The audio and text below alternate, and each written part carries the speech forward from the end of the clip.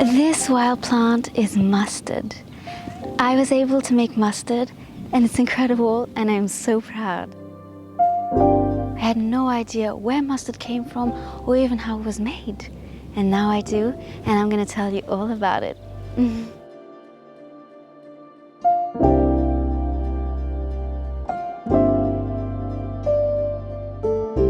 This is Sinapis alba, commonly known as wild white mustard. It's growing freely and abundantly in my garden, so I can make loads of great mustard. It's amazing.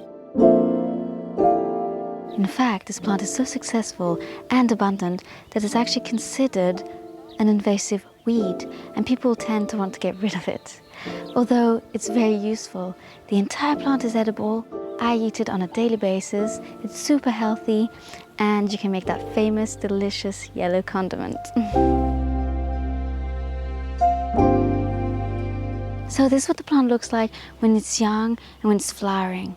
It has beautiful yellow flowers, and you can tell it's from the cruciferous family, aka the Brassicaceae family, because the petals are in the form of a cross.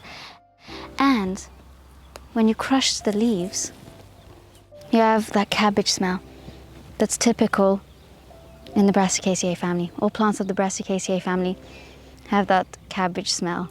Now let's go and see wild mustard when it's going into seed and when it's ready to be harvested.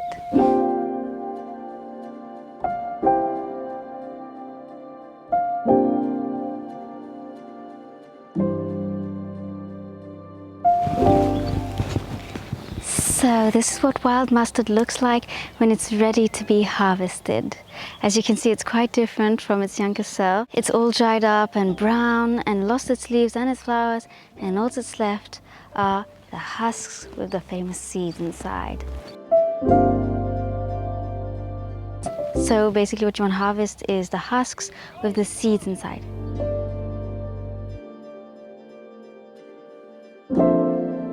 Now for the harvesting part, you're going to need gloves. Gloves and a pot, of course, to put the seeds inside. Now why gloves? Well, if you look closely, the husks have got little hairs on them. They're super tough and they really hurt, and they put little holes in your skin. You really don't want that, so you want to protect yourself with a glove. Basically what I just do is I pull on the stem and I just put the husks inside.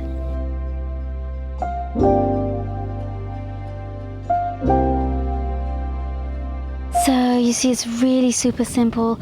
All you need to do is literally pull on the stem and the seeds just come off on their own. They crack into the pot and you'll see that the seeds fall off very easily. So once you've gathered enough seeds, and you'll want to take quite a few husks because you'll notice that it looks like a big quantity, but when you crush them all down, it comes to quite a small quantity. But at the same time, you don't need that many seeds to make quite a bit of mustard. So what you're going to want to do is that once your pot is full, you're going to want to crush all the seeds to separate the husk from the seeds. Now once again, you're going to want to wear gloves because, again, the husks are hairy and they really hurt and they're super painful, so wear gloves. And once I see that there are enough seeds at the bottom of the pot, I sieve off the husks and the chaff.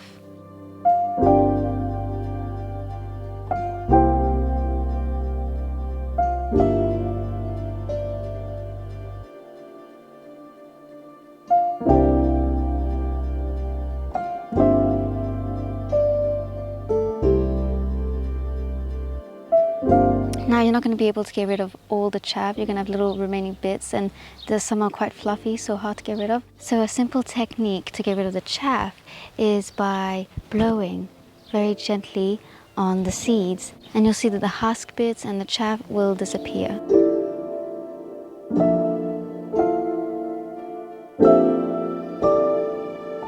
So once you've got them all cleaned, you're going to want to soak them overnight. And what this does is that it softens them. And the next day, when I looked at my seeds, I discovered that they were mucilaginous. There was a gluey substance attached to the seeds. Basically, the seeds had soaked up all the water and created this gluey substance. And they were all soft. So then, what I did was throw this gluey substance in a mortar and pestle. And then I and I started crushing the seeds. So what you're going to want to do is to see up here the yellow pulp that's going to explode out of the seeds, and that's good, that's what you want. Now this takes quite a bit of time and quite a bit of muscle. It took me about 10, 15, even 20 minutes. It was really long. And at the beginning you think you're getting nowhere, and suddenly it just changes. And in the end, what you want is a yellow pulp. So you want more yellow than brown. The most basic of recipes for mustard is literally mustard seeds and water. That's it. Then you can add vinegar if you want to preserve it longer, salt to add flavor, sugar, herbs, vegetables, you name it. You can do what you want. So what I did was very simple, literally mustard seeds, water, apple cider vinegar and salt. So once you've got your mixture that's got more yellow than brown, it means that it's ready, and you can start adding the apple cider vinegar, then you can add the water and add the salt. And basically for 1 part seeds, you want half apple cider vinegar and half water, and then 1 or 2 teaspoons of salt.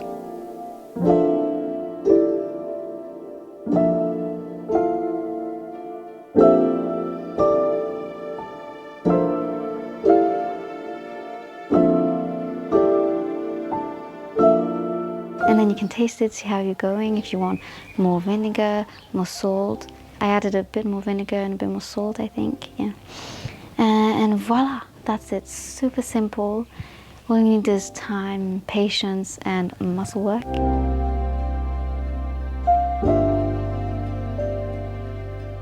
And it's really fun to make, and I love it, and it's super healthy. Mustard seeds have antioxidant and anti-inflammatory properties. I love it, it's delicious, and it makes it more special when you make it yourself.